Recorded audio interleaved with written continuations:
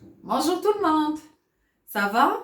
J'espère que vous allez bien et j'espère aussi que vous avez fait la première étape de construction géométrique et que ça s'est très bien passé avec vous. Aujourd'hui, c'est la deuxième technique de construction ou bien la deuxième étape. On va construire des quadrilatères en utilisant la mesure des angles. Pour cette étape, on va se concentrer sur le losange et le parallélogramme uniquement. Vous allez me dire pourquoi. Je vais vous dire tout simplement pour le carré et le rectangle, chacun d'eux a 4 côtés et 4 angles droits. Par contre, pour le losange et le parallélogramme, tous les deux, ils ont des mesures différentes d'angle. D'accord? Alors, commençons par le losange que je vous ai donné dans l'exercice, dans la deuxième application. Alors, qu'est-ce que je vous ai demandé de faire? Je vous ai demandé de tracer un losange ABCD, sachant que l'angle A mesure 50 degrés et le côté AB est égal à 5 cm. Et je vous ai demandé de calculer la mesure de l'angle D, s'il vous plaît, parce que ici, je viens de me rendre compte que j'ai noté l'angle C. Non, ce n'est pas l'angle C, c'est l'angle D. Avant de commencer la construction avec le matériel, qu'est-ce qu'on doit faire? Effectivement, à main levée. Alors, un cadre pour le traçage à main levée. Alors, je vous ai demandé de tracer un losange A, B, C, D, sachant que l'angle A mesure 50 degrés et le côté AB mesure 5 cm. On va faire un deuxième cadre pour le matériel.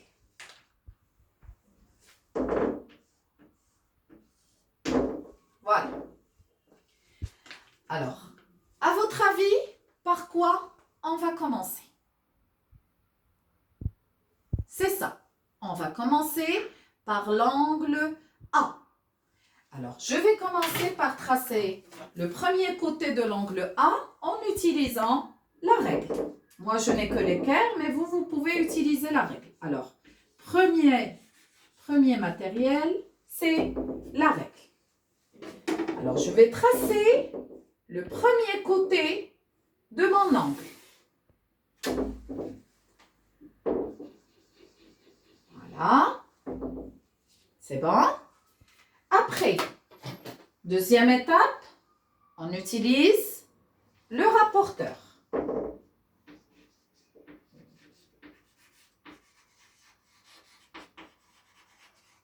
Voilà.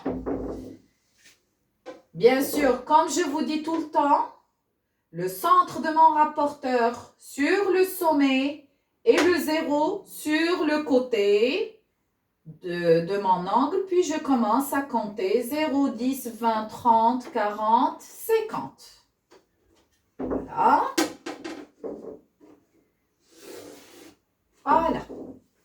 Là, j'ai tracé l'angle A qui mesure 50 degrés. Très bien.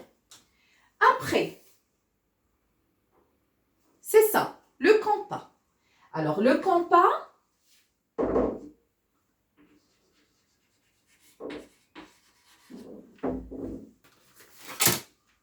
avec une ouverture de 5 cm.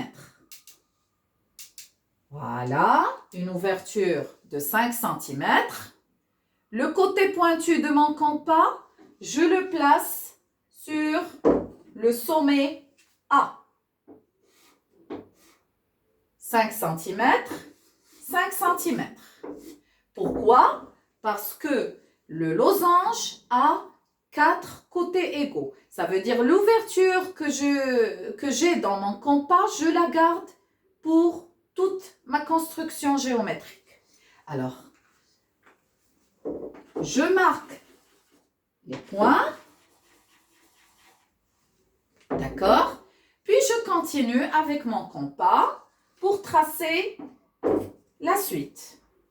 Le côté pointu sur le deuxième point, je trace un arc. Puis je déplace le deuxième point, je trace un deuxième arc. Et le point d'intersection des deux arcs, ça va être, regardez, ça va être le point C. Voilà. Après, la règle pour relier les points. Voilà. Et voilà.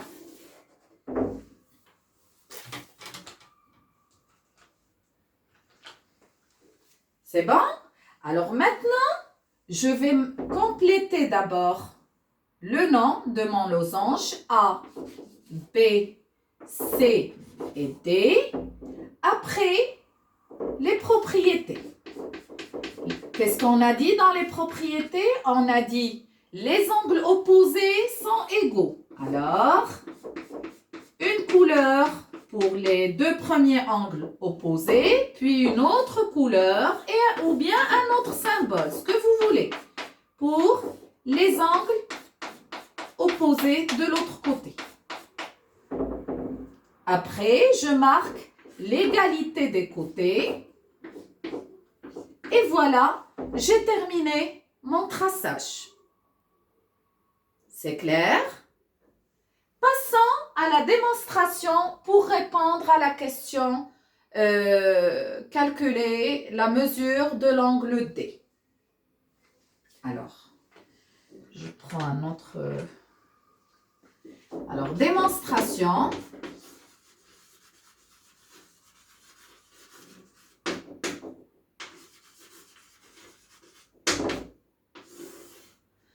Dans la démonstration, j'ai combien d'étapes, les enfants? C'est ça, 3 étapes. Première étape, on sait que. Deuxième, d'après la propriété qui dit. Troisième, donc. Parfait. Alors, on commence par la première étape. On sait que. Alors, qu'est-ce qu'on sait? C'est ça. Qu'est-ce que je vous ai dit ici? Vous avez vu les deux points que j'ai soulignés en début de leçon. Ce sont les points qu'on a utilisés dans les deux constructions géométriques. Alors, on sait que l'angle A plus l'angle B plus l'angle C plus l'angle D est égal à 360 degrés. C'est bon? Qu'est-ce qu'on sait d'autre? On sait, qu'est-ce qu'on a dit? On sait que l'angle A est égal à quoi? Est égal à l'angle C, puisque ce sont deux angles. Alors, puisqu'on a dit que les angles opposés sont égaux, alors l'angle A est égal à l'angle C est égal à 50 degrés. Et qu'est-ce qu'on cherche? On cherche la mesure de l'angle D.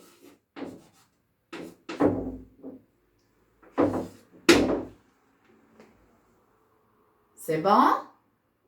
Très bien. Deuxième étape, d'après la propriété.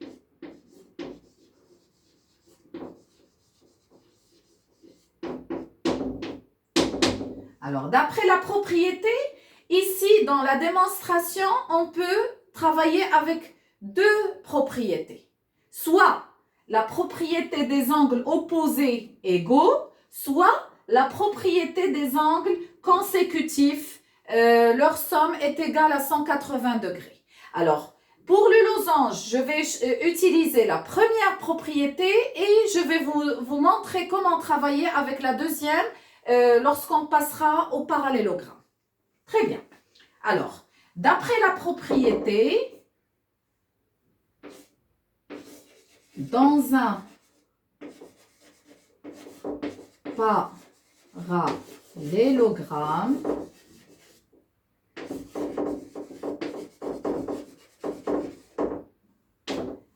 virgule, les angles opposés sont égaux.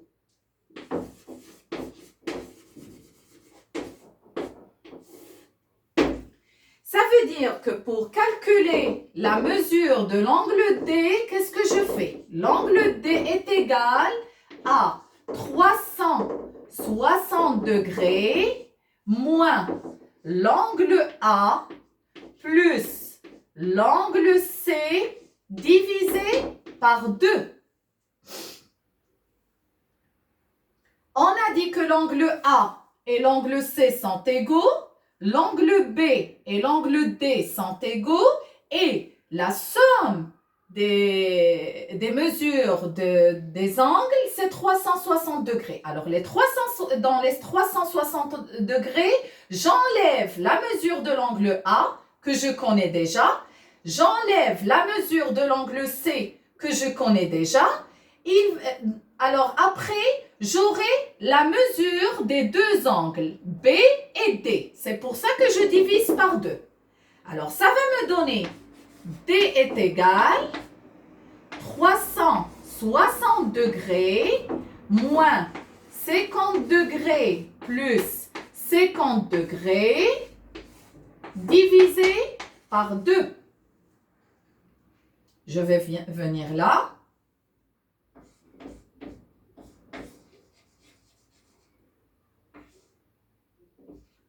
Donc, l'angle D est égal, allez, on réfléchit. C'est ça, l'angle D est égal à 130 degrés. Si je fais 130 degrés plus 130 degrés, ça va me donner 260 degrés, plus 50 plus 50, 360 degrés. Alors, c'est comme ça que je trace et c'est comme ça que j'établis la démonstration en utilisant la propriété des angles opposés égaux. C'est clair, les enfants? Tu peux zoomer?